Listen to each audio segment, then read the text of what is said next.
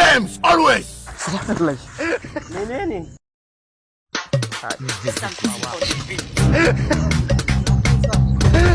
Nan ne unguwar dai. Nan? Eh. Mu dan aje mu dan huta, ka san kayan sun yi nauyi da yawa. Hello? Mun shigo miki da Ramadan basket.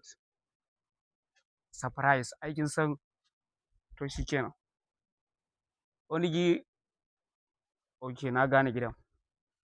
Waje. To shi kenan. Kafin na tafiya muka haɗu da ita a layin hakimi na amshi phone number ɗinta. Gaskiya ne. To, daga nan kawai ban sake abun nan ba ne tafiya. Ka gane? Ita bace ka ce mun sunanta Shafa? Ita ce. Babe, na zo miki da Ramadan basket. Okay, wannan na. Yauwa, wannan na mamanku ne. Za mu shiga mu gaisa da ita. Sannan Allah yadda zan miki surprise ke ma. Da kayayyakin sallah da komai duk zan haɗu mu baki. Sallah.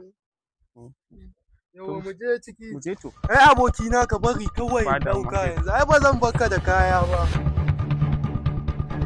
Salamu alaikum. Bari sauri in gama wankin nan kafin wannan ƴar ta zo mu samu ta ɗan ɓararraka mana taliya. Salamu alaikum.